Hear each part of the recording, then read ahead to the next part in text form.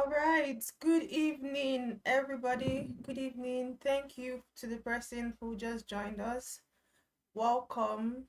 Good evening, everybody. Please, if you can hear me on YouTube, kindly confirm that you can hear me. Please, if you can hear me on YouTube, kindly confirm that you can hear me. Good evening. We are in the last lap of our class, and it's been an amazing journey with each and every one of you, right?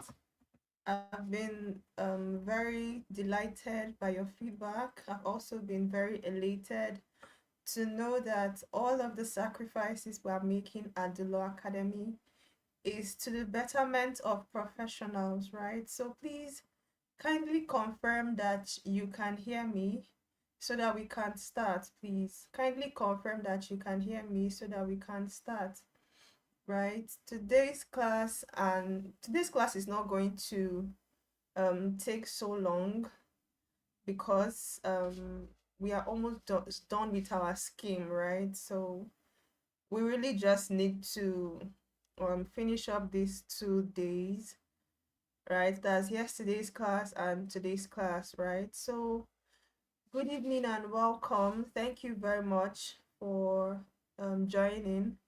Thank you so much. So today, like I said, we're not going to waste time because today's class is pretty short, right? The two classes are really short, and unfortunately, again, we are not able to generate shareable links to StreamYard, right? So we'll just have to make do with YouTube.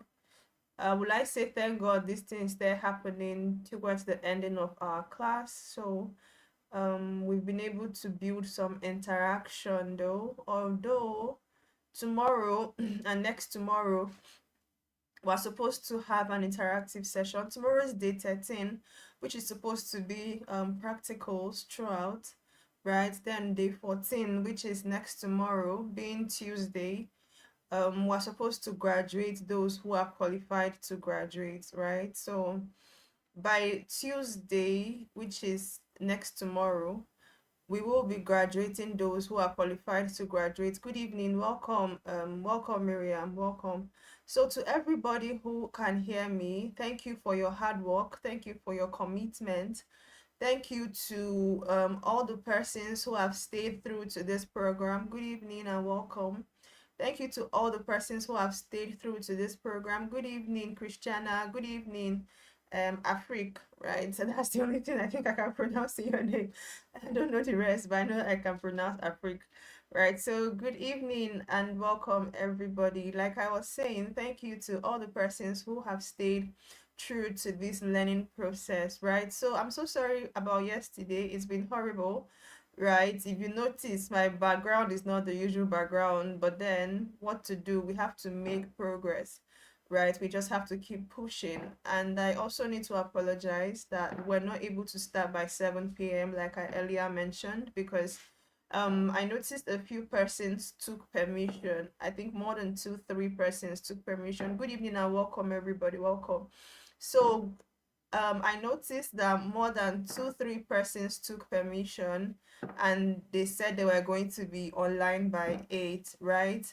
So, I mean, it's not nice that we start by 7 and then because our classes are short, right? They join us by 8 and we are almost done. It's not a fair thing to do to them, right? So I just considered that since the classes we have today, but the two classes are really short, so we could just stretch it till 8 p.m. and then we'll run the class till our usual time, right? So, with no further ados, ladies and gentlemen, I think I'm going to share my screen at this moment so that we can get into the business of today. For the persons who are just joining, good evening. Oh, somebody say thank you to ma'am for being an exceptional communicator. Thank you very much for your kind words, Favor. To everybody greeting, thank you. Oh, Patience, you are the one who is Afrik. Well done, no. Hey, I would never have guessed, right? Welcome and well done, everybody. Thank you so very much. It's been an awesome journey with you all, right? So with no further ados, I'm going to share my screen now because I think we need to. Tomorrow is Monday, and I know a lot of you are going to work, right? And you would need to rest. So let me just share my screen so that we can get started for today, right? So today we're going to be talking about a very interesting topic. It's a topic I feel each and every one of us must have encountered in not just our professional lives but our personal lives as well, right? Today we're going to be looking at navigating difficult conversations. And one thing you need to understand about conversations is that irrespective of where you meet them, whether at work or in your personal life, most times the bulk of conversations are always flooded by emotions, right? And when emotions run wild, sometimes logic can be evaded, right? I'll take that again. When emotions run wild, sometimes logic can be evaded, right? Sometimes if you are reasoning through your emotions, it beclouds your sense of logical thinking. And at the end of the day, you probably keep running around in circles, or you keep hurting yourselves, right? But then the truth about difficult conversations is it is an inevitable part of our everyday life, right? So you are always going to get into arguments with your team members. You're always going to get into arguments with your loved ones. You're always going to get into arguments with your spouse, right? So for every phase of our lives, we are faced with difficult conversations, right? But one thing that we need to understand is that these things help us see people for who they are. It is in the midst of heated arguments that you begin to ask yourself, this person, this trait, this quality, this personality, is this somebody I need to become someone else just to be able to work with them? Or is it someone I feel is teachable? Because the truth of all of this is that in the midst of arguments, you begin to decipher if a person is teachable or not, right? It is one thing for you to have an issue, it's another thing for the person involved to have an open mind and have a mind that wants to learn, right? So learning in this instance cannot just be walks, right? Learning can also be adapting to who you are, what makes you different, and how to follow you in the best ways that negate disagreement, right? So that's like a brief introduction about what we are learning today. Today is day 11, and today is day 12, but this is day 11th class, and it was supposed to be yesterday, right? So we're looking at navigating difficult conversations. Now, a brief introduction. Difficult conversations are inevitable in professional environments, whether it's addressing conflicts, giving constructive feedback, or handling misunderstandings. Mastering the act of navigating these discussions is a critical skill for building trust, fostering collaboration, and maintaining productivity, right? So sometimes in the midst of disagreement, we let it becloud our sense of what is most important at the moment, right? For team members, sometimes we, become so evaded or so engulfed in the argument that we forget that there is work to be done, right? So most times, don't let your emotions take you from what needs to be done. Do you understand? So in handling difficult conversations, it's very important that I state that as professionals, you need to know that irrespective of what the situation is, let productivity be at the back of your mind. Let progress, job progress, let work progress be at the back of your mind. Because once you don't have these things factored at the back of your mind, eventually you would realize that the job suffers, right? The emotions get too intense that the job becomes the playing ground for expressing and exhibiting various kinds of emotions. You know this thing they say, when two elephants fight, is the ground that suffers, right? So this is what it is. When two professionals fight, it is the job that suffers, apparently. So let's look at strategies for managing difficult conversations or managing conflict, right? Because difficult conversations are invariably conflicts. They are conversations that have brought two persons in a point of disagreement. And what is disagreement? Disagreement is simply conflict. Do you understand? So, what are the strategies for managing difficult conversations? The first one is to prepare in advance. Now, you have an argument with somebody, or you argued with somebody, and you want to solve it or you want to handle it, right? It's very important that you prepare in advance. Do you understand? Now, what does it mean to prepare in advance? You ask yourself, what emotion would this person be feeling at this moment, and what is the best way to approach this emotion, right? So there's something called reverse psychology. If a person is acting in a certain way and they are expecting you to act in line with, a reaction that suits their action, the moment you reverse it, you kind of take them unaware, right? So that's what is called reverse psychology. Now, if you are dealing with people and it is a difficult conversation where emotions have gone high, the first thing you need to do is to prepare in advance, understand the issue thoroughly before initiating the conversation. Right now, a lot of times we just want to probably feel better or talk, or just get that burden off our chest, but we don't even understand the issue. What is the problem? Why is this person seeing this thing as a problem, right? Why is this person processing this thing and eventually concluding that this thing is a problem, and why are they picking on it so much that it becomes impossible for you people to make progress? So one thing you need to do when you want to solve a difficult problem or to have a difficult conversation with somebody is to understand the issue. Now, this thing can also be in your personal lives, right? Apart from your professional lives, in your personal lives, in your relationships, in your families, right? You have a disagreement with somebody and it looks like you people are not striking a balance.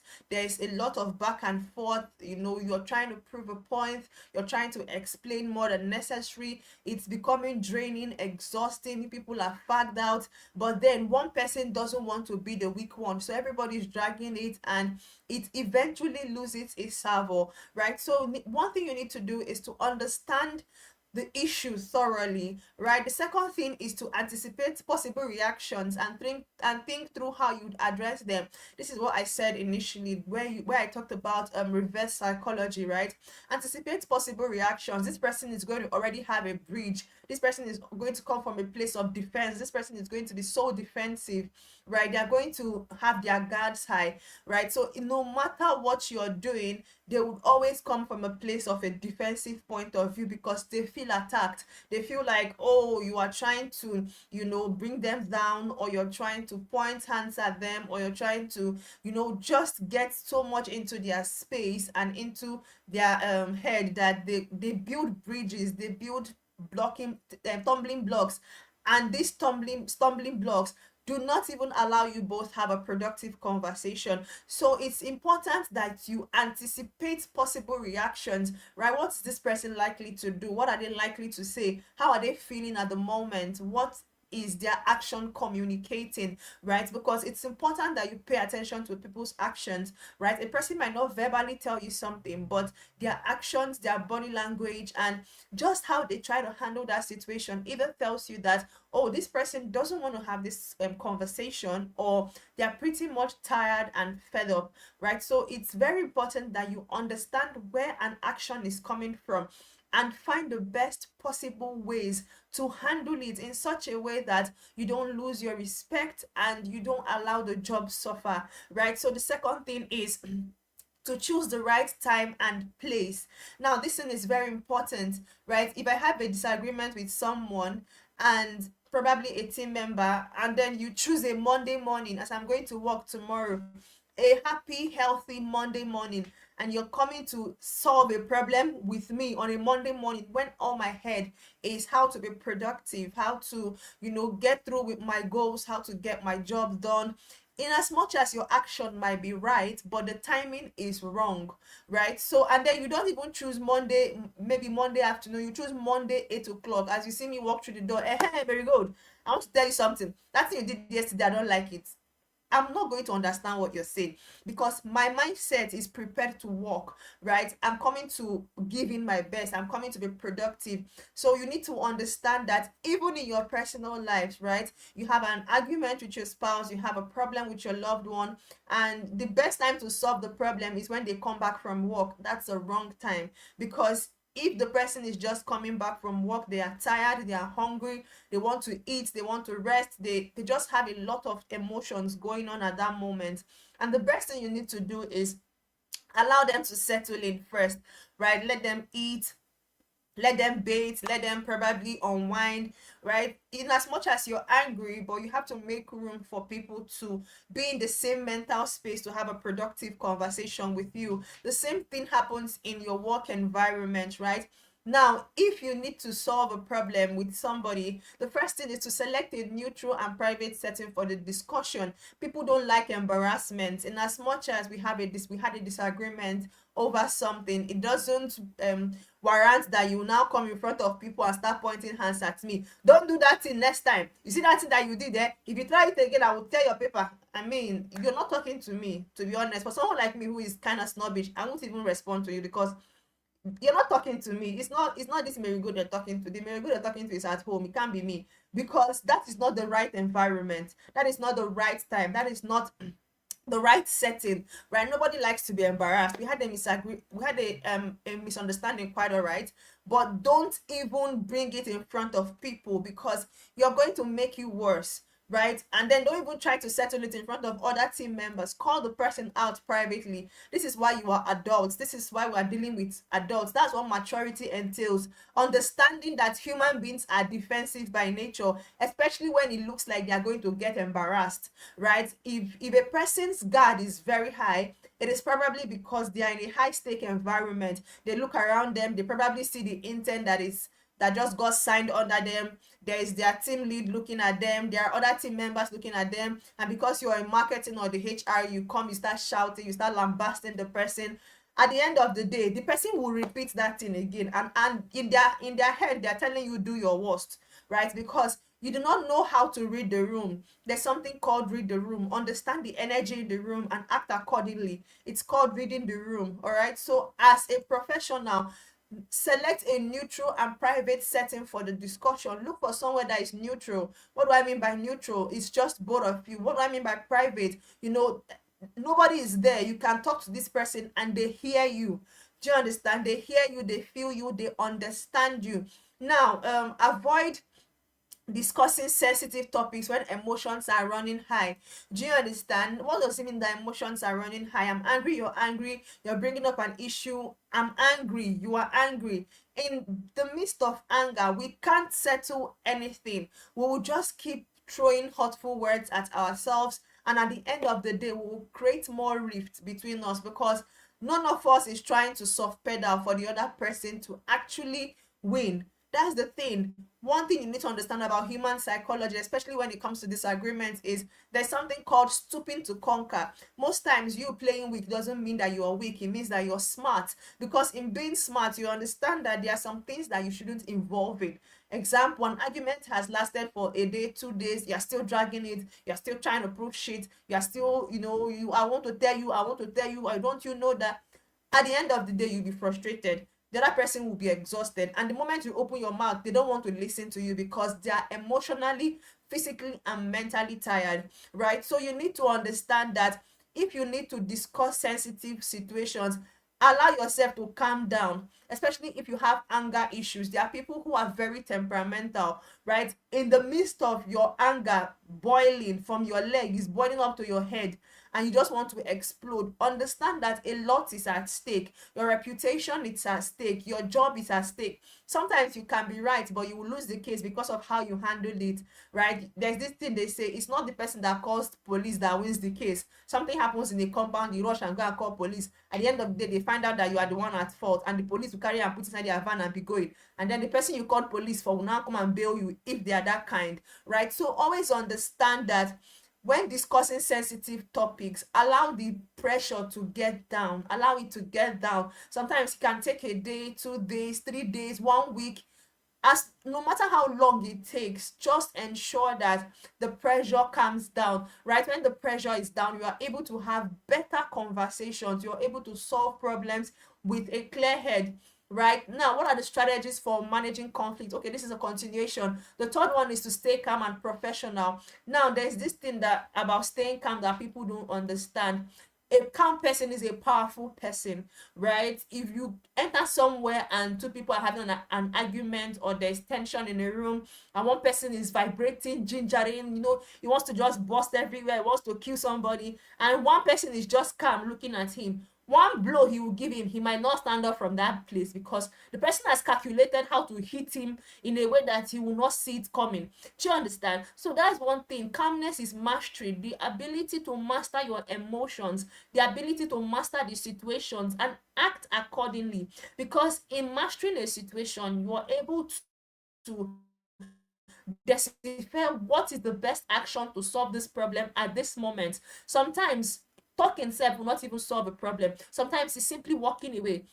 Sometimes it's simply staying quiet. A lot of people would have averted being beaten to stupor if they could just stay quiet. A lot of people have averted being sacked from their jobs if they could just stay quiet. A lot of relationships have broken because people don't know when to stay quiet. Sometimes staying quiet doesn't mean that you don't know what to say. It means that you have observed the situation, and silence is the best solution for that problem, right? In the midst of silence, you are able to think clearly. In the midst of calmness, you are able to think logically, because the truth is, logical thinking always supersedes emotional thinking. And emotional thinking is not just thinking from a point of love. No, anger is an emotion, right? Fear, grief, anxiety, these things are emotions. But if you can stay calm, the side of you, your sixth sense, will be able to profile solutions that will solve the problem in such a way that whoever comes and is trying to be a judge between both of you would actually see you and give you a lot of respect, because of the depth of maturity you put in handling the situation. Right now, in solving difficult conversations, manage your emotions and remain composed throughout the conversation. One thing you need to understand is that in solving difficult problems or having difficult conversations, even when you think you've mastered your emotion, once the conversation starts again, those emotions will start rising. It's very natural, it is highly natural. But one thing you need to do is to manage it, right? You can't immediately quench it, but you can manage it. Now, in managing your emotions, you need to remain composed. One thing, what does it mean to be composed? Is to understand where you are and who you are, right? There are certain things that can never be associated with someone like me, because I've built a certain level of mental composure and mental stamina that even in the heat of the moment, I always find a way to tell myself, baby, go, remember who you are. Because if you don't keep this consciousness alive, you will end up arguing in every situation. You will end up being, you people will just take you for a ride, and they will treat you so cheaply and so commonly that you ask yourself, how did I get to this point? So in most situations, always keep composure at the back of your mind. Now, composure is not pride, it's self-respect, right? A lot of people will say, oh, you're trying to form, like, you're trying, no, you're not trying to form anything. You just respect yourself too much to not want to be associated with certain things, right? Especially things that are not being or bringing productivity and peace to your space, right? Because you need a lot of peace to be able to think clearly as a professional. You need a lot of mental stability to be able to function optimally, right? If you come to work with family problem from your house, 90% of the time you will do rubbish that day.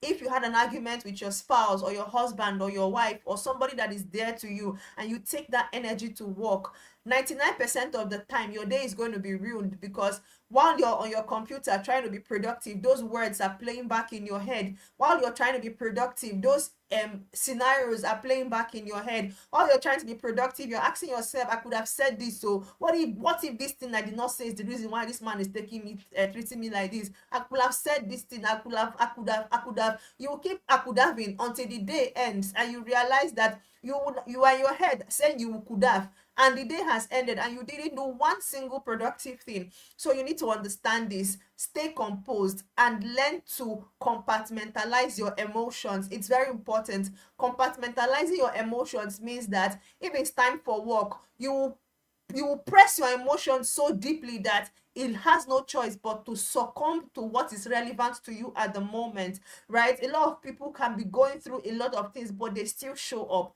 The one thing is very important as professionals, the ability to show up regardless. Show up, because a lot is at stake. Your reputation, your hard work, the effort you've put in into becoming a better person, the effort you've put in into building something substantial, you will realize that in the space of split seconds, everything you've worked for has gone because you were not able to put your emotions together, right? So it's very important that in handling difficult conversations, you stay composed and remind yourself of who you are. Now the next thing is to use a neutral tone to prevent escalation.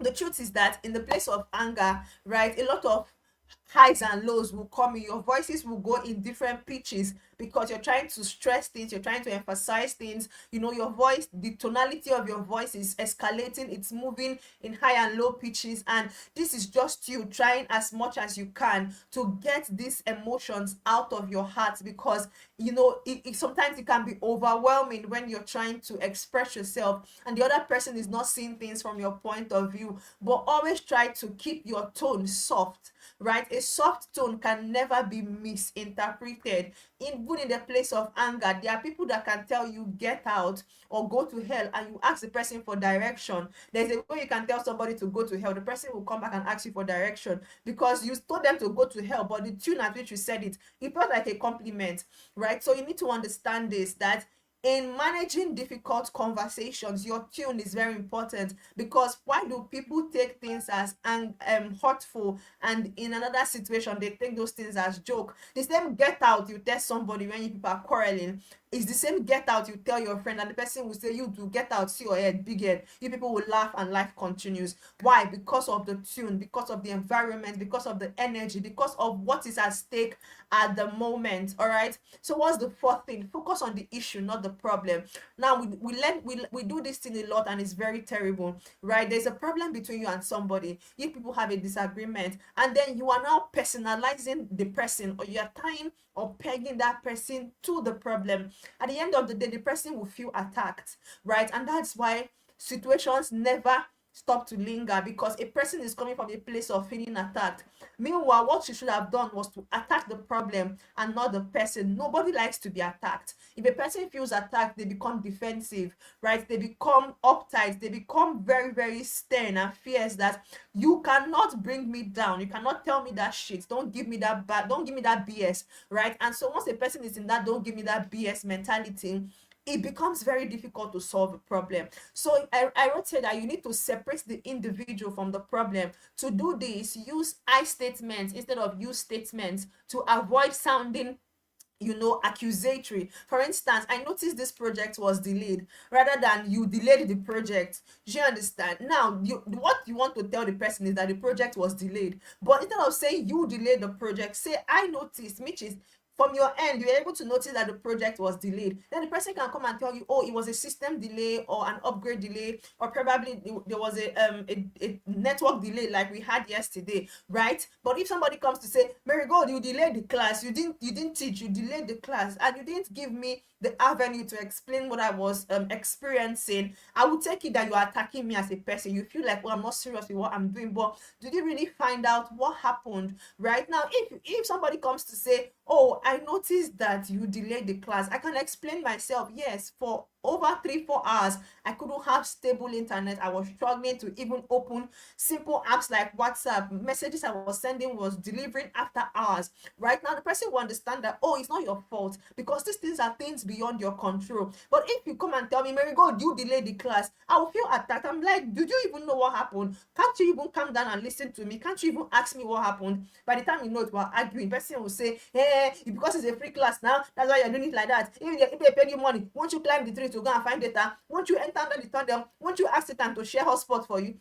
There's going to be a lot of things coming up because this person is attacking me. But if you ask me and I explain myself and I even tell you the effort I made to going through my estate to ask people, are you experiencing network issue? What's really going on with this whole network thing? And I got to find out that, oh, it was an estate problem. I moved, I had to leave my house and go somewhere else just to be able to do this class. Right now, these are some of the sacrifices people put in to get the job done. But if you don't listen to people to hear why something happened and you attack the person, you make the person feel stupid for all of the effort they've put in. You make the person feel very stupid for all of the sacrifices they made to get that thing done. So most times you see somebody deliver a job, but you don't know what they went through to get that job done, right? So instead of attacking the person, focus on the situation, right? Try to keep the conversation around the situation and hear the person and let the person explain themselves. Right now, the fifth thing is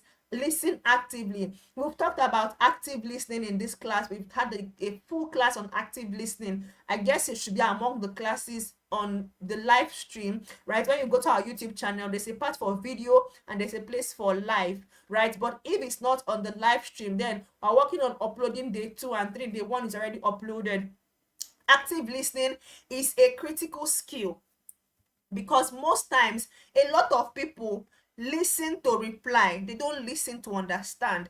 There's an argument going on, you are having a back and forth with somebody, and all you want to do is to just talk back and make I talk, I want talk, I want talk. The person have not landed, I just want talk. At the end of the day, the person will land, you talk and talk off point, and the issue continues because you are not listening actively. You're not paying attention to what is actually happening at the background. You're not understanding where this person is coming from. In the place of active listening, you can actually know where a person is coming from. You can see the angle that they are pointing towards. You can see the reason why they are hurting. You can see, everything in black and white without them even completing their statement, because we are paying attention. But if you are in a conversation or an argument and you're trying to solve it, and you're in that place where make me say I won't talk, I won't tell you say I know wetin happen, at the end of the day, you both will waste your time in a very miserable way, and the problem will not get solved. So because we have a detailed class on active listening, I'm not going to dwell on it, but then give the other party a chance to share their perspective without interrupting. We've talked about active listening and ethics of active listening. Don't cut the person. Somebody is trying to tell you, Mary, I don't like what you did. Me too, I don't like what you did. It doesn't make any sense, because the person has not even landed. You don't even know the perspective they are driving at. So sometimes it's important that you let people land before you catch them in the air and tear them, right? So another thing is to show empathy. I know in active listening class, I taught us about showing empathy. Acknowledge the emotion, acknowledge their feelings, right? If a person is there, they don't like how you treated them, why don't they like it? Now ask yourself, if I was this person, or if I was in this person's shoes, I will also not like this, right? So this is empathy, is the ability to feel the emotions of other people by putting yourself in their shoes, right? It is the ability to feel the emotions of other people by putting yourself in their shoes. If you tell somebody get lost in front of their team members, in front of an intern, how do you want that person to feel? Even if you apologize, you are not apologizing in front of the people you embarrassed them before. So if it takes a while for them to forgive you, it's because in their head they're trying to picture how those people will see them, because you didn't go to apologize in front of the people you embarrassed them in their presence, right? So you need to understand that empathy entails that you put yourself in a person's shoe. If it were me, how will I take this thing, right? That is the best way to know how to react in every situation. It gives you a mind's eye into how a person would react, and then you have the opportunity to counter that reaction by acting better and doing better. All right, so what's the next thing?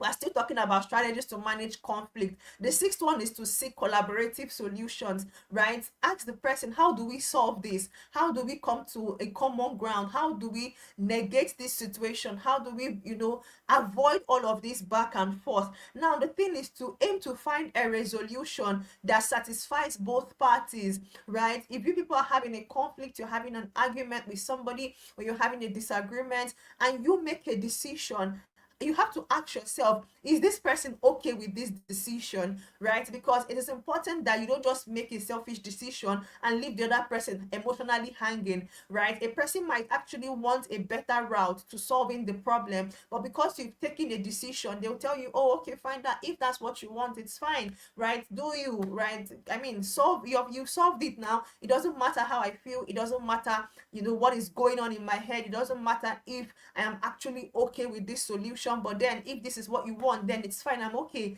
right? But truly deeply they are not okay, but then I mean, they just let you take the wheels and do what you feel is best for you and not best for both of you, right? So look for a collaborative solution, seek collaborative solutions, right? Now the next thing is to brainstorm solutions together and be open to compromise. Right now, if you people have come to a common agreement, right, or you've raised a solution that you feel is best for the situation, always ask the person. You people should agree that, oh, this is what you both want, right? This is what you really want, and this is like a solution that you both have collaboratively agreed to. Because if there's collaboration in a solution, it's easier for both parties to work on it and see a substantial result. But if it's just your solution, the other person might be coming from a place of neglect. They might be feeling like, oh, you neglected how they feel and you took up a decision, and so they allow you to exhaust yourself in your decision while they just sit back and probably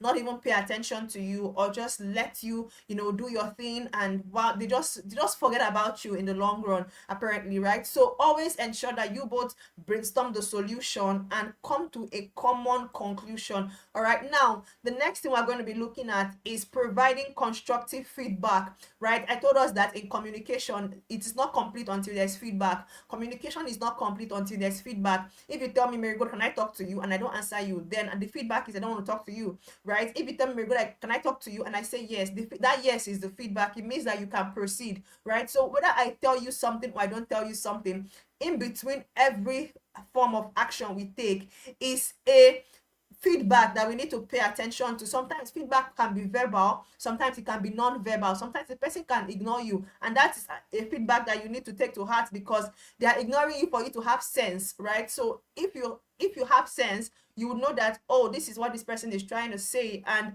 you just hold up your emotions and be an adult and find a way to just put yourself together. Now, in providing constructive feedback, right, it helps people improve their performance without damaging their confidence or the relationship. Now, there is something called constructive criticism. Now, if you're constructively criticizing somebody, you are showing them their weaknesses, but you're also pointing them to their strengths, right? It's a different thing when you say, Marigold, you're a very good communicator, but I think you talk fast.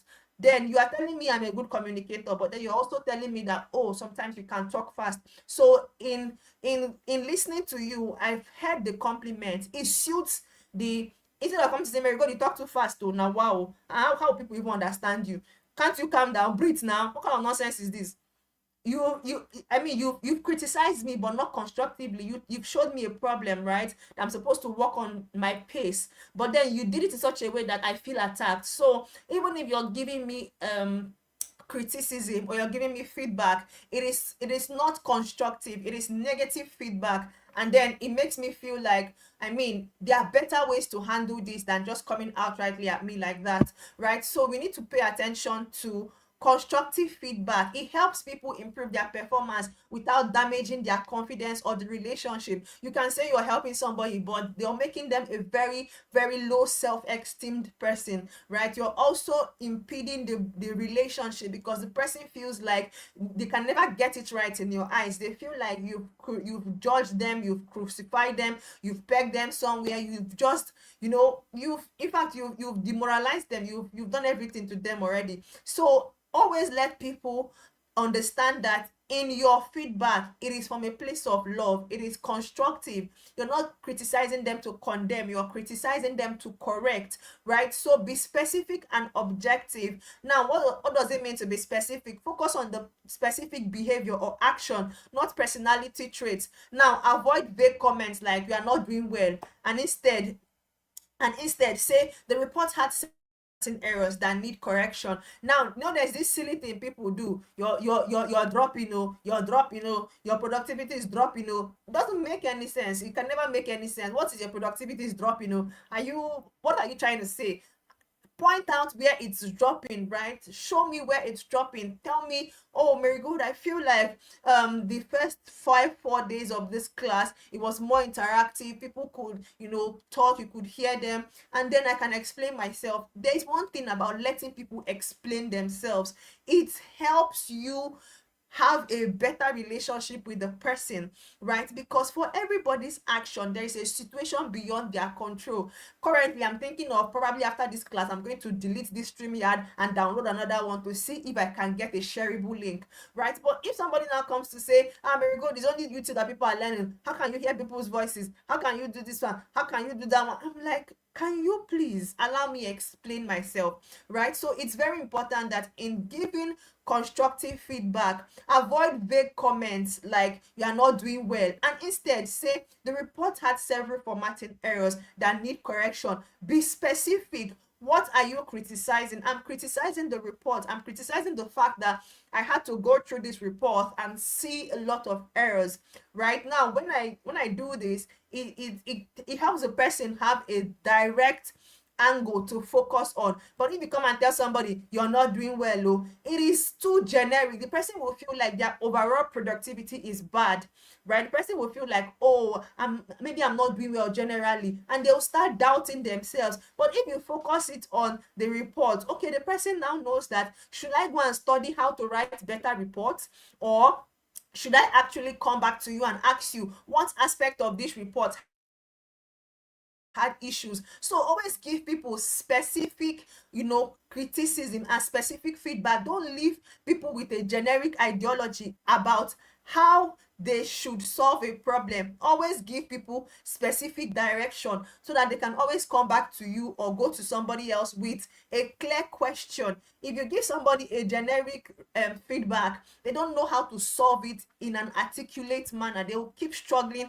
and struggling, and at the end of the day, there is no improvement, and the person just keeps running around in that circle. All right, so let's go to the next one.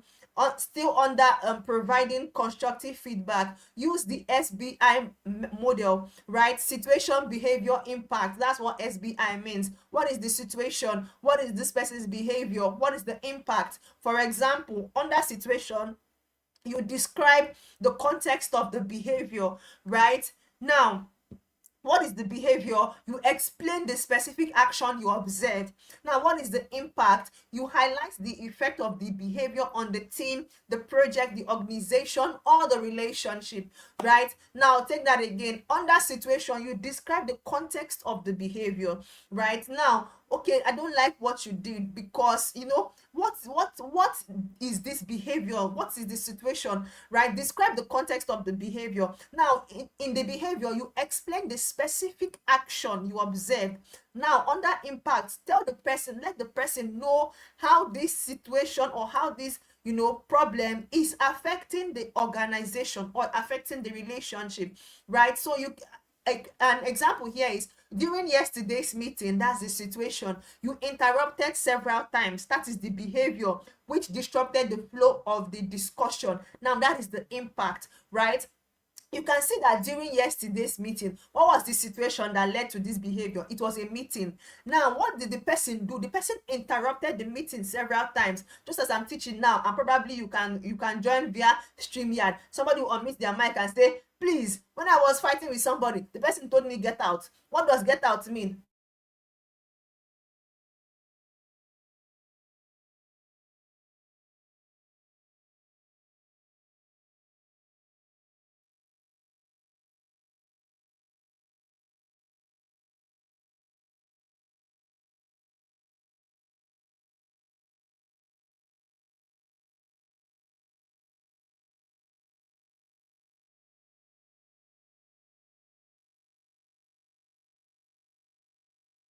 The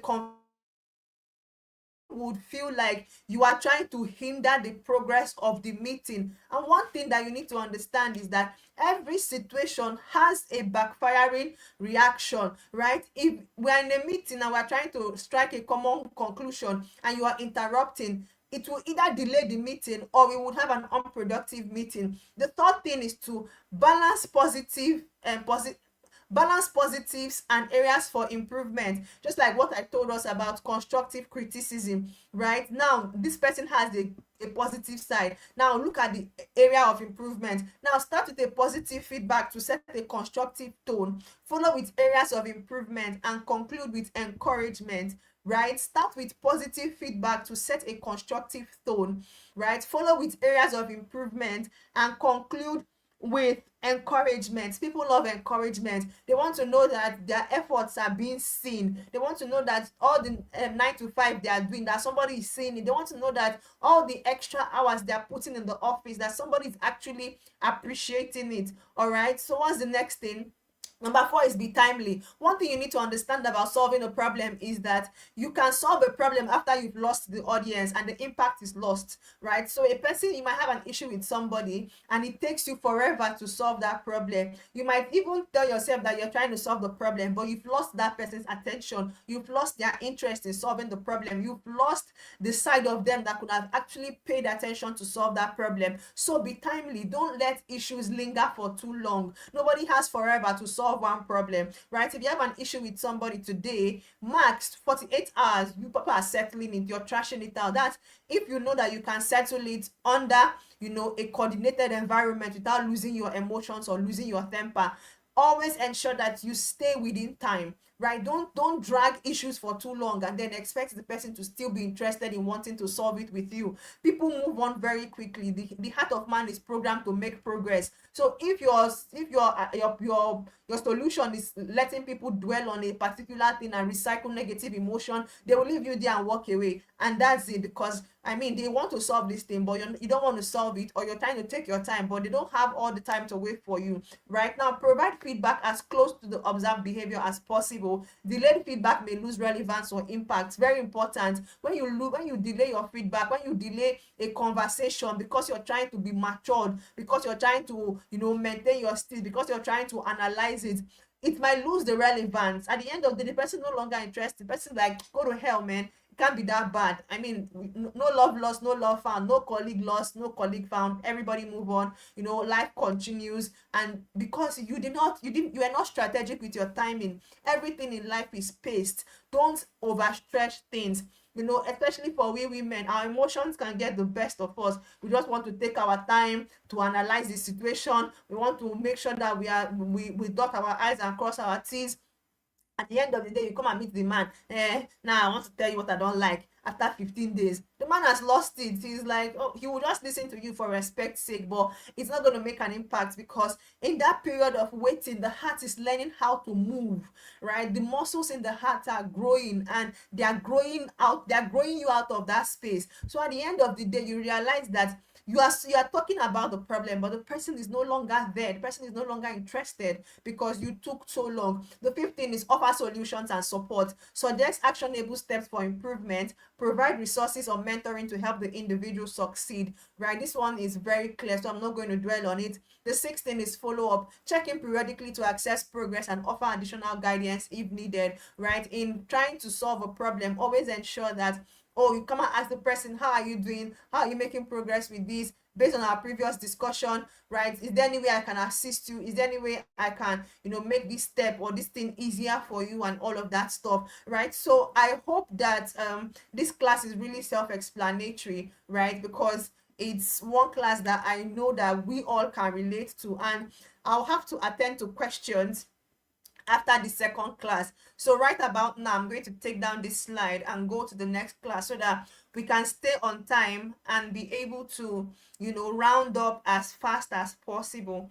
All right, so just give me a minute. Let me share my screen. All right, just give me a minute. Let me share my screen. Now let me share the second class screen. All right, so just hold on please. And the next one is day 12, which is today's class, right? So share, let me be sure that it's being shared.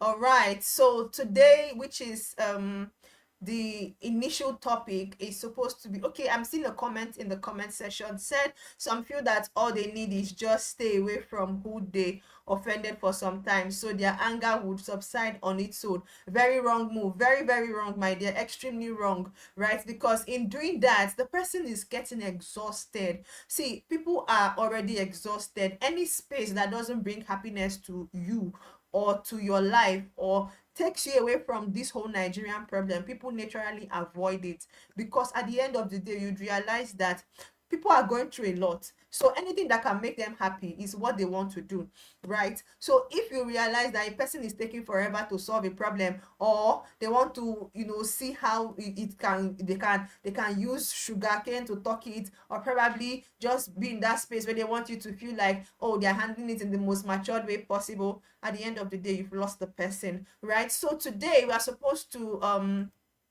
talk about communication in team settings. This is the topic for today, right? This is the topic we're supposed to have today. The topic we just concluded was yesterday's topic, right? So this topic is very, very self-explanatory, but then there are certain things to keep in mind when communicating in team settings, all right? So just an introduction: effective communication in team setting is essential for collaboration, fostering trust, and driving project success. There are proven strategies that drive success. The first one is collaborative communication and handling feedback. Now, one thing you need to understand is that when you are working in a team, you're going to meet people that have diverse personalities, right? There are people who don't mind telling you as it is. You're going to meet very blunt people, right? And maybe you're not somebody that is so good with handling bluntness, because some of us, our emotions are so fragile that a person can come and actually tell you the truth, and they might say it in such a way that they are just telling you the truth, but you pick offense because it was so blunt and you're not used to bluntness,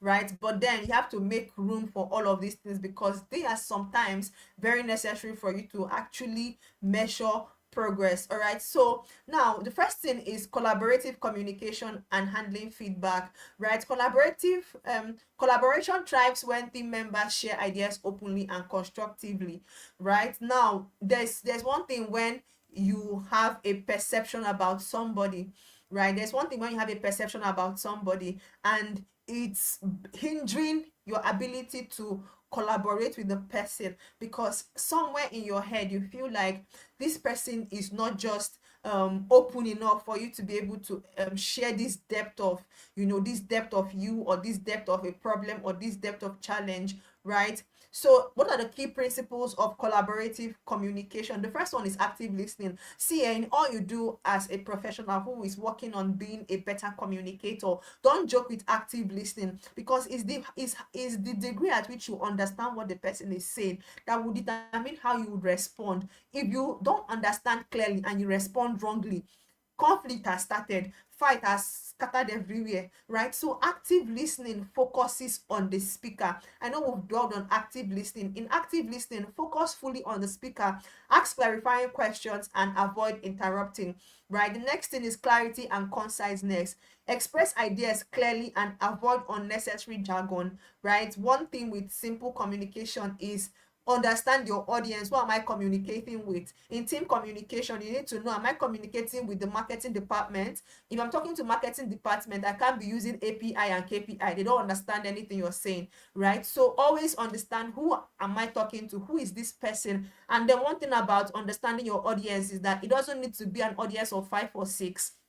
One person is an audience. Even if it's just you and your teammate, that person is an audience, because what is audience?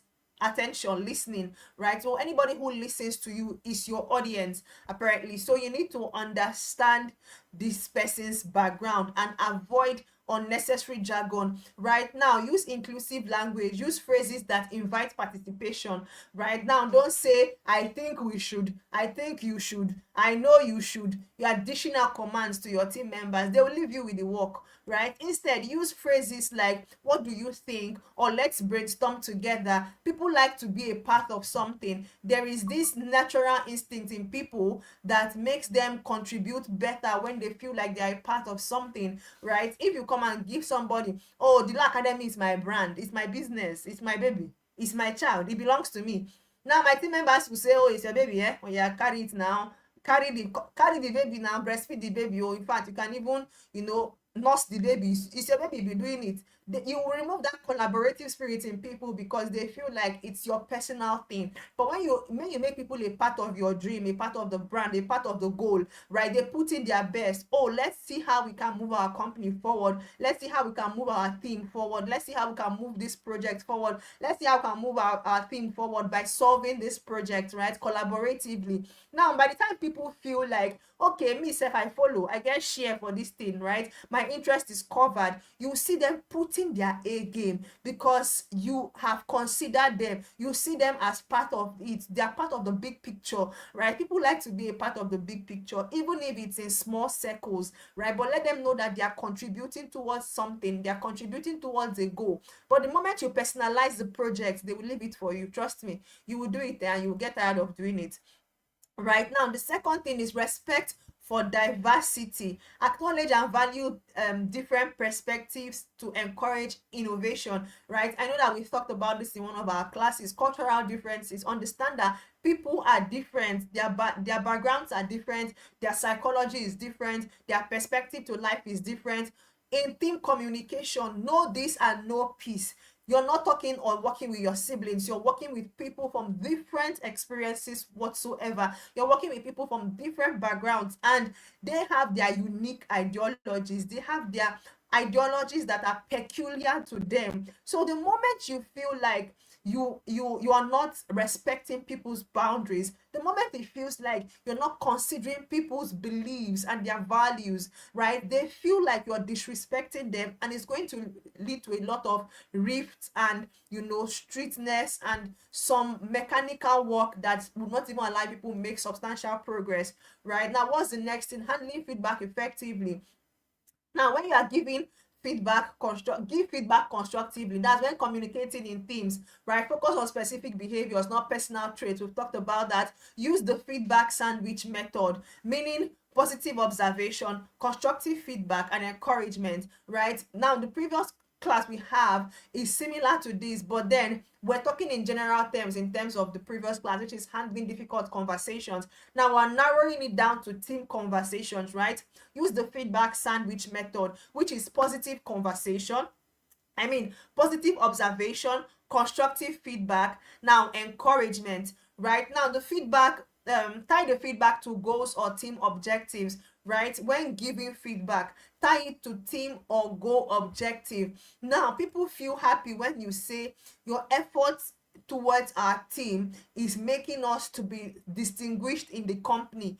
It's a goal that every department wants to achieve, that they keep saying, oh, marketing department, you people are doing exceptionally well, UI UX department, you people are doing so well. There is an objective, there is a goal, there is this satisfaction everybody has that their team is doing well, right? So always ensure that you tie the feedback to goals or team objectives. Now, when receiving feedback, receive feedback gracefully. A lot of people are not good with feedback, right? You cannot handle feedback. Most times we are very sentimental about the truth, that we don't see where the person is coming from. Right now, in receiving feedback gracefully, listen without defensiveness. Sometimes when a person is trying to tell you, oh, Mary Good, I need to talk to you, because they said it in a way that already makes you feel like the conversation is going to be a bit, shaky. You already have all your defenses high. You've brought your shield of righteousness, your breastplate of armor, your shield, you've won all the armors of a warrior, and you're waiting to bombard and lambast the person. You're not going to make progress like that as a professional, right? So when you listen when you are listening to somebody, listen gracefully and receive the feedback gracefully, right? Listening without being defensive.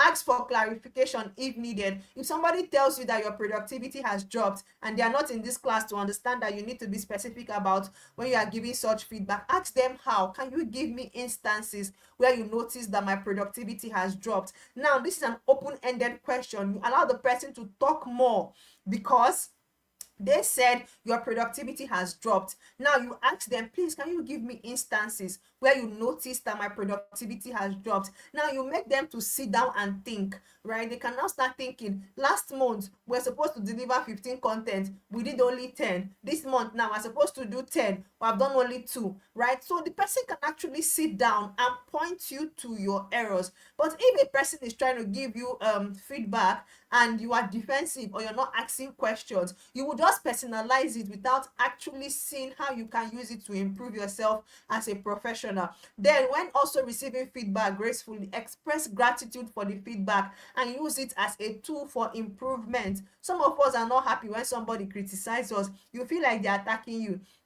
He's always attacking me, attacking me, attacking me. This man can attack me, every time he attack me, attack me, attack me. Is it power from your father's house? Even if it is, I mean, sometimes too, you can be thankful to them because they are teaching you how to intensify your prayers, right? So if a person is attacking you in the normal way we say it, take it gracefully, thank the person, that the person can even open their mouth and talk to you about your problems, because some people will just keep quiet and be watching you and you will fall inside pit and they will laugh at you inside that pit. But a person sees your weaknesses or they see your flaws and they come to talk to you about it, or they come to see how they can help you through it. Thank the person, tell the person, thank you very much for not allowing me to go and disgrace myself outside. Now you take that feedback, sit down with it and see how you can improve it. Look at what the person is saying, weigh it on a balanced scale and tell yourself, okay, now I need to outgrow this attitude. Okay, I need to improve this. What is leading to my unproductivity? Is it because I get home late? How do I try to get home early? Is it because I have emotional issues? How am I going to separate and segment my emotions, that I know when to walk and when to be sad or when to be in love? Because sometimes even emotions like happiness can lead to unproductivity, because you can be so happy and so excited with somebody that you now forget that you have work to do, right? Oh, it's the weekend, let's do popcorn and Netflix. I mean, Netflix and chill. You chill, chill, chill. You chill out from work. You go to work on Monday and you tell the person, oh, I was chilling. Oh, my dear, sorry. This weekend I was just chilling. Meaning what kind of stupid chilling is that? Know when to chill, right? And know when to get the job done. Do you understand? So always be grateful for every feedback you receive, whether positive or negative. Now, in building a feedback culture, regularly schedule feedback sessions, right? You might not really make it official that this is time a feedback session, but have it at the back of your mind as a professional that you ask for feedback in milestones. You go to your team member and ask the person, how is my productivity, right? How can you give me an honest review about my output in the last 2 months? Now this person will feel like, oh, this is a person that really wants to grow, because you are worried about your output. Don't take it like, if you work now, if you don't work now, what concern me? After all, it's not money we are here for. Pay me, I go my way. If the company fold, I'll go and apply to the law academy. We will not collect you, we will not accept you, because you don't have a good attitude to work, right? So always ensure that you schedule time to receive feedback. Ask people to review you. You can even ask for personal feedback, character feedback, right? Ask people that come around you, tell me about me. What do you think about me as a person? What do you think about my attitude? What do you think about my personality? Let people review you. Sometimes the things they say can be hurtful, but it's better you take it on time and start working on it on time, on before it gets too late. Because in the midst of trying to be defensive about the things people tell us, we don't know that we are building imaginations around ourselves, that we are infallible. At the end of the day, you go outside, people will naked you with the truth and tell you how much of a disgusting person or disgusting character that you have. And because you've placed yourself in a particular pedestal that you are infallible, you will not be able to see it until the person begins to streamline how you have consistently displayed immaturity, or you have consistently displayed a very negative attitude towards feedback. Now, normalize giving and receiving feedback as a team practice, right? If possible, if your team members are open for it, you actually make it a normal team attitude, maybe on Fridays, or during after long working hours on a weekend. If people can just schedule a call and begin to review how your job has been, and how people are taking or improving themselves on the job, right? Sorry, excuse me, please. How people are improving themselves, or how they are just working generally to achieve a common goal. Right now, celebrate improvements resulting from feedback to reinforce value. Now, don't be stingy with feedback. That's the thing. If you can openly criticize somebody, when you see the person change, go and tell the person, I noticed that you are changing. Oh, it will make the person want to change more. But if you criticize somebody and the person is making an effort, and you keep criticizing the person, and the person is making and the person is now saying that, oh, but I'm trying, and then because you are very stingy with your your good words, you will keep looking at what to point out that the person should work on, but the one that they are working on, you're not seeing it to tell the person, oh, this part of you is actually changing. Right? A person can be very, very, like, say, petty, and then you speak to them about their petty attitude, and you see them making an effort. One thing about talking to a person and watching them improve is the effort they put into actually becoming a better person. Sometimes it can be inconveniencing, especially when you've lived with that attitude for a while. Right? Sometimes it can be uncomfortable because this is your safe space, but a person looks at you holistically and says, this attitude is not good, change it. Right? So when you now see that that person is making an effort, still go back to that person and say, after I spoke to you about your attitude, I noticed that you have significantly improved. You will help that person. In fact, that person will want to put in all the work in this life because they feel like if they could trust you enough to vet or to analyze their attitude, and then they trusted your words of mouth that they had to make an effort to change. When you see them change, go and tell them. Don't be stingy with it. Don't feel like they will now start rubbing shoulder. Their shoulder will high, their neck will long. He should not be proud. She will not obey me. He will not respect me. He will not be feeling. Stop it. Is witchcraft that you deflect a person's personality in the place of correction, and you see them making an effort based on what you tell them, and you don't go back to compliment them. It is wickedness. Stop it. Right? Don't do it. So when a person makes an effort, please celebrate it. Celebrate the effort. Now, what are the best practices for effective team meetings or effective, team communication? Right? When you're working in a team, there are basically going to be countless meetings. Right? Now, what are the best practices for effective team meetings? Meetings are a cornerstone of team communication.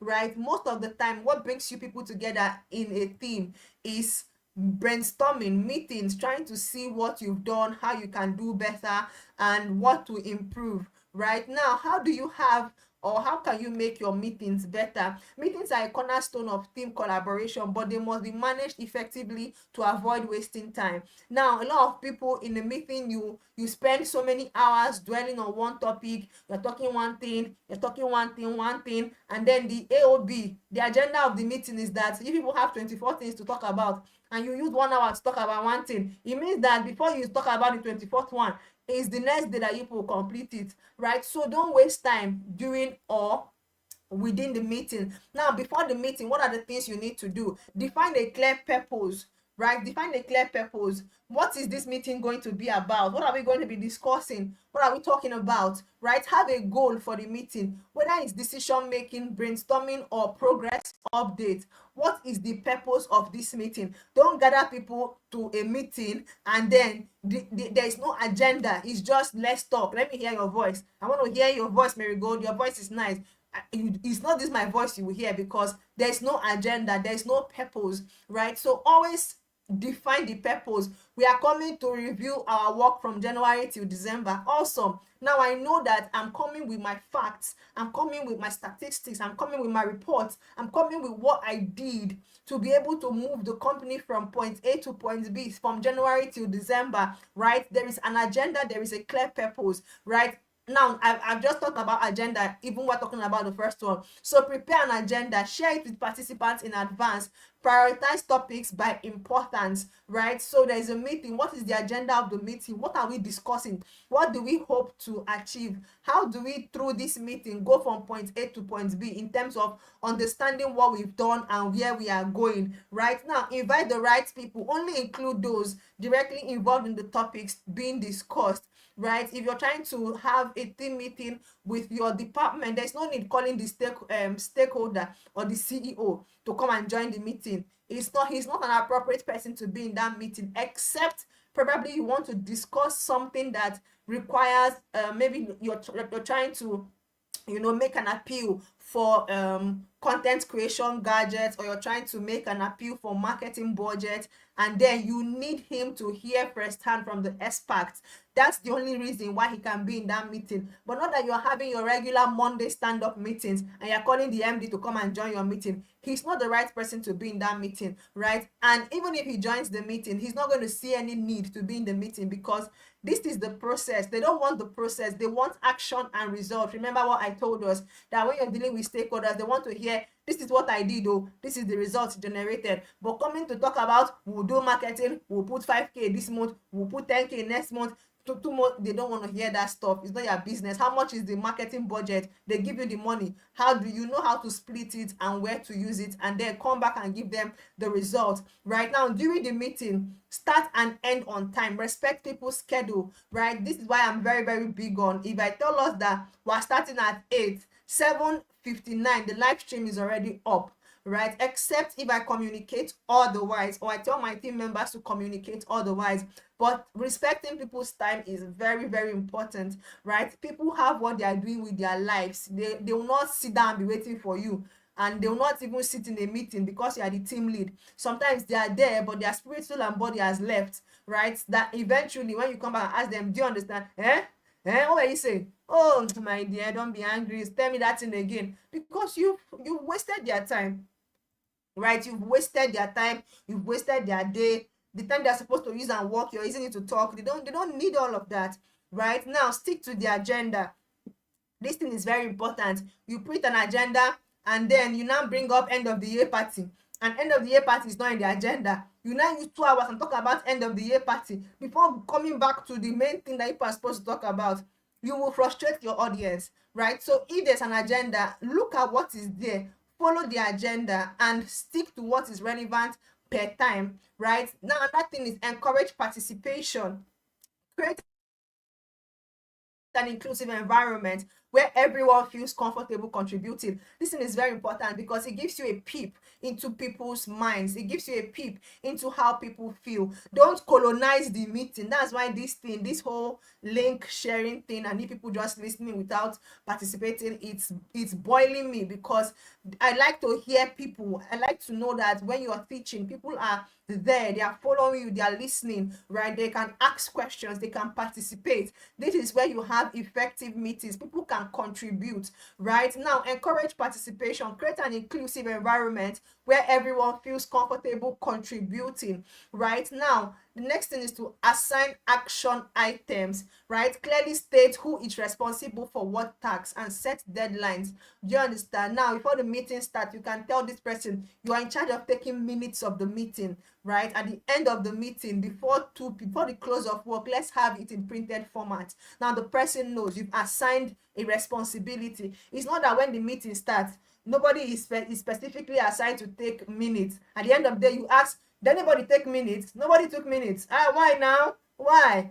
Very good, they are here. I know the English person. Why didn't you take minutes? You did not tell me to take minutes, right? So always assign responsibilities to people and give them a deadline. By the end of or before close of work, please, let's have the minutes of the meeting. Now, no matter what I'm doing, I'm going to factor in this meeting. I'm going to factor in producing the minutes, because it has been factored into my day, right? Because you've actually said it and I have to work towards it.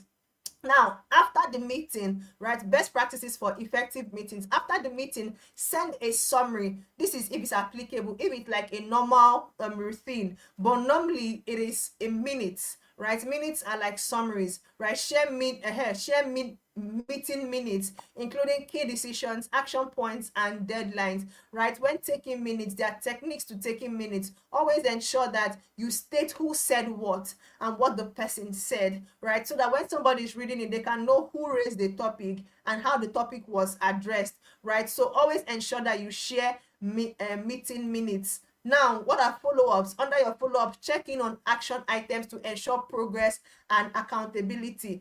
If they tell me to submit the meeting minutes before the close of work, it is only expedient that maybe by 1:30 I've not sent it. You come and ask me, Mary, go that far. Are we still going to get the minutes of the meeting today? right? That's you checking in on action to ensure that the person is actually working towards, and meeting that deadline. Apparently, now we've come to the end of today's class. I told us that the two classes for today are really short, right? And if we are started by 7, we've just done an hour 14 minutes into the class. People that took permission might only meet 14 minutes into the lesson, and it's not going to be fair on them, right? So we've come to the end of the both classes. Our classes for yesterday and today are very short classes, right? It was when I was trying to go through it that I discovered that these classes are really short, and I noticed that some persons took permission, right? So if I invariably had started by 7, the persons that took permission wouldn't have been able to meet up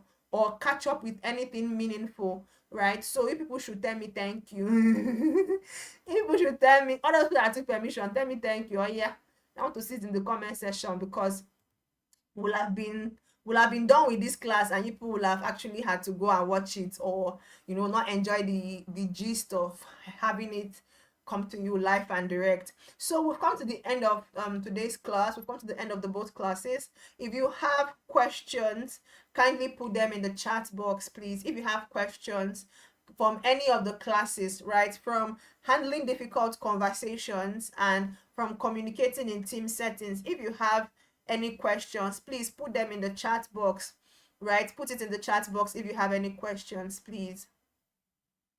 Okay, so while we're waiting for questions, we're slowly coming to the end of this program. I'm super excited to have held your hands from day one up until today, which is the 12th day. I am so proud of everybody that has stayed consistent throughout this program, right? And then again, I forgot to ask us to actually comment our names, right? I think one thing is very important, that once a pattern has been established, once you come, just try to comment your name. That's a means of taking attendance, right? So just try to comment your name so that I know the persons who were in today's class, right? Comment with your full name, all right? Because we're not about giving people certificates, we're about creating impact, right? We want to ensure that all of the efforts we are putting in, they are geared towards producing professionals, right? They are geared towards producing professionals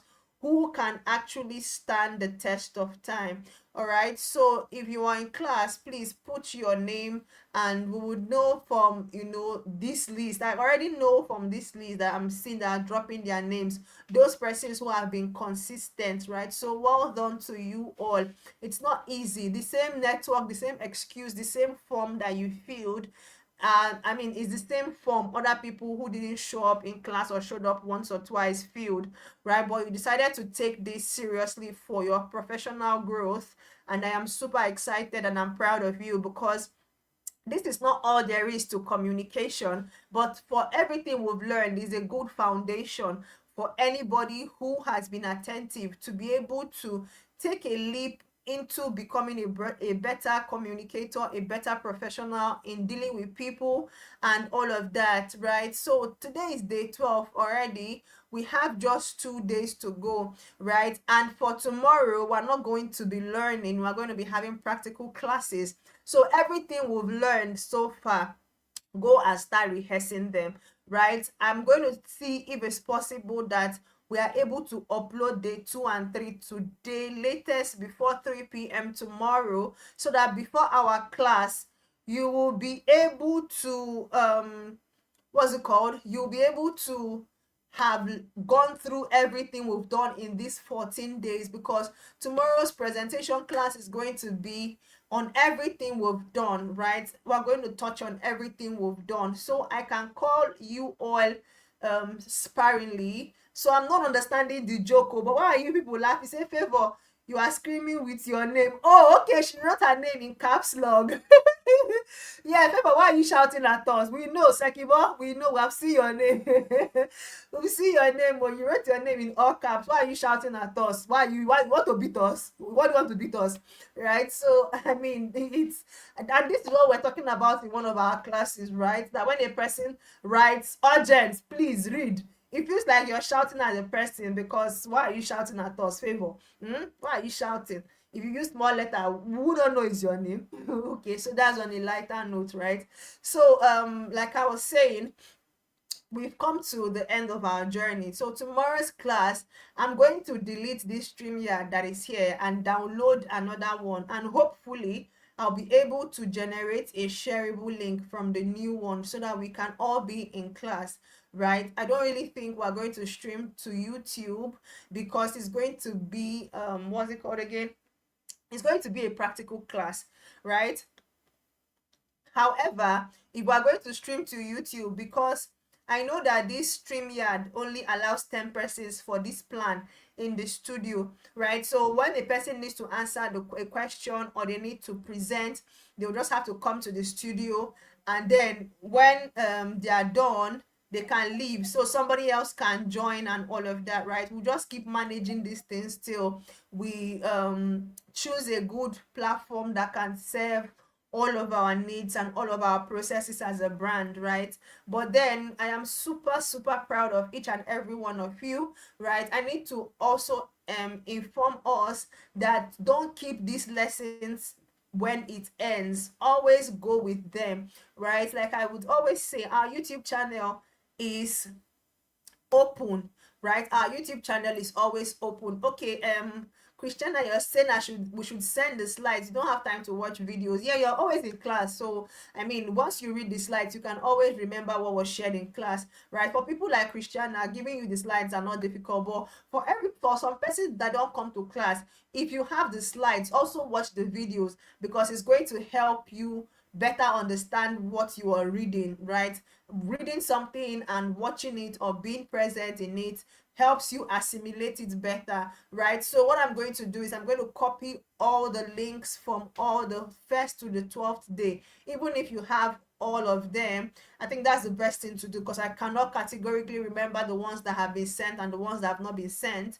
So I'm just going to send all of them. So if you check the link and see that is a day that you already have, you can skip it and go to the one that you don't have, right? So ladies and gentlemen, if you don't have any questions, don't have any contributions, I think I'm going to end the live stream in 4 minutes because this is 1 hour 21 minutes 24 nanoseconds, right? So at exactly 1 hour 25 minutes, I'm going to end the live stream. So if you have any any question, please ask now. Like I was saying, tomorrow's class is going to be a practical class, right? It's going to be a practical class. We're done teaching. We have covered our scheme. Tomorrow is going to be a practical class. Next tomorrow is going to be your graduation, right? So in next tomorrow's class, I'm going to pray for everybody because I'm a Christian. I believe so much in God. I believe so much in how God can help a person, right? It's not that you took a course that makes you get a job or that makes you stand out. It's the grace of God upon your life that would always take you places, right? Sometimes what not sometimes, most of the time, what grace can do for you, your hard work in 100 years cannot do it, right? So we are a people of prayer. If you're not a Christian, you can interpret the prayer in your own religious belief, but one thing is very important, that on your graduation day, which is next tomorrow, we are going to pray, talk about the possibilities and other things that you can learn from the law academy, other things that you can transition into via communication. All right, so I'm patiently waiting for your questions, right? I would also employ us to be a good ambassador of the law academy, right? Because if you post that, or you post your certificate and then you start working in a company and your communication is shaking, they'll now go back to your LinkedIn and see that you took communication class with the law academy. You are bringing that they call poto shame. They're bringing shame to us, right? But that's not going to be any of our students because we believe that you people are wholesome professionals, right? And the Spirit of God is at work in all of you to ensure that even when you might forget some things you learned in class, that the Holy Spirit brings it back to your memory and you are able to defend the image of this brand because we are doing our best. Yes, we are a startup, but we have plans to reach more professionals. So if you have people that you want to recommend, you have people that you want to tell about the law academy, please tell the good sides, tell the good tales of the law academy. Don't be a student that doesn't come to class and say, I took a course with the law academy, I didn't learn anything. My God will sew your mouth. Okay, now I'm just joking, right? But then it's the truth, right? Some people will not come to class, and then people will ask you, okay, what did you learn in the law academy? I did not learn anything. No, I didn't learn anything. But you won't tell the person that you didn't go to class, right? It is my duty to show up and teach. It is your duty to come to class, right? So patience, you're saying Tuesday, like you don't want the class to end, or you're not going to be available. Can you kindly clarify so that we can know what the issue is? We have like a few seconds for this class to end, right? So yeah, you said you will shine the light to make me proud. Thank you very much, Christiana. I am very grateful for that. So patience, what is the Tuesday for? Is it that you don't want the class to end, or you're not going to be available, so that we know what the real thing is and how we can tackle it now? Because we're done teaching, so you can share your grievances or your concerns. Please, patience, help us, because we're already in the 1 hour 25 minutes, right? I like to keep to time. I'm always with time, right? So patient, you're the one I'm waiting for. I'm going to end the live stream like in now. So I'm waiting for you to give me a feedback, please. I think I'm going to wait for an extra minute to, maybe it's your network or a downtime in terms of feedback from here to Facebook. Somebody's asking, rice go there. Still this man, no? Do you know how much rice is? You have come, oh. Rice no go there, but certificates go there. That certificate will bring the rice you're looking for, right? Because I will not tell you that there's rice, so there's no rice anywhere, my dear. But then when we open our physical store, right, we're working towards that by the grace of God. Which one is physical store? Our physical office, rather, right? When we open our physical office, we are working towards that by the grace of God, to ensure that it's, oh, it said it's a dicey day for you, though. You cannot make it at 8 p.m. unless you manage to arrive home before 9 p.m. Okay, now I needed that clarity, right? So I really don't know what to say, because the live stream is always going to be on YouTube, right? But then you can always have your earpiece plugged in. It's not like on the graduation day, which is Tuesday, you're going to be required to speak. And even if you might speak, right, we'll try to buy time with other people until you are comfortable enough to um speak and all of that, right? So if that's the problem, then you don't have a problem at all, right? Because we're not taking attendance on that day. We're just basically, sharing the grace and launching you forward to be good ambassadors of the Law Academy and to be good ambassadors of Marigold Okoye, because I always invest my heart into everything that I do, right? And for this class, I've poured out my heart. People might not be plenty, but then a part of virtue has left me. Let me put it that way. Virtue has left me, right? But I know it's for the greater good, because this is one thing the Law Academy stands for, right? And then whenever we are going to be having a free session, maybe once or twice in the next year, we'll always try to let you people know, so that if you have loved ones or you have friends that you want to tell, but if they cannot wait till then, please send them to our WhatsApp or our website to ask for our official rates in terms of our classes, one-on-one coaching, and personal mentorships and all of that, right? So since I've answered patient's question and I'm not seeing any other question, ladies and gentlemen, with no further ado, I think I'm going to end this class right now. Thank you very much, everybody, for joining. Where's your location? Me, I am in Enugu, Nigeria, right? So let me tell us a little story. I used to live in Port Harcourt. I used to do the Law Academy in Port Harcourt until I went for service, which was January this year. And I got retained where I served, right? They vowed that they were not going to let me go. So they said I must continue with them. So I had to stay back and retain my job, right? So I go to work. I have like a 9 to 5 that I do here in Enugu, Nigeria. So yes, I am in Enugu, Nigeria for now until something else comes up, right? So fingers crossed until something else comes up. I am in Enugu, Nigeria. All right. So ladies and gentlemen, with no further ado, patient, you're saying thank you, you're welcome, right? You're very welcome. So with no further ado, ladies and gentlemen, I think I'm going to end the live stream now.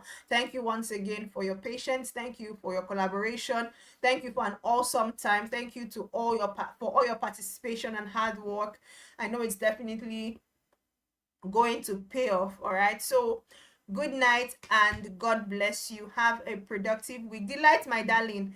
You are welcome, right? You're welcome. I think there is something very, I wouldn't say, but there's something very peculiar about Delight. It's the way she writes, right? I mean, I'm very good at giving compliments when I notice it. Delight has a very fantastic way of writing, right? When I see her tag me on LinkedIn, I'm always eager to read it because she just has a way of carrying the audience along, tying everything to a story, and just giving a moral lesson at the end. So I think you should also pay attention to your writing skills, Delight, because you write very well, right? You really do write very well. So you are welcome, Delight. You're welcome, everybody who is saying thank you in the comments. Good night and God bless you all. Mwah. Bye bye.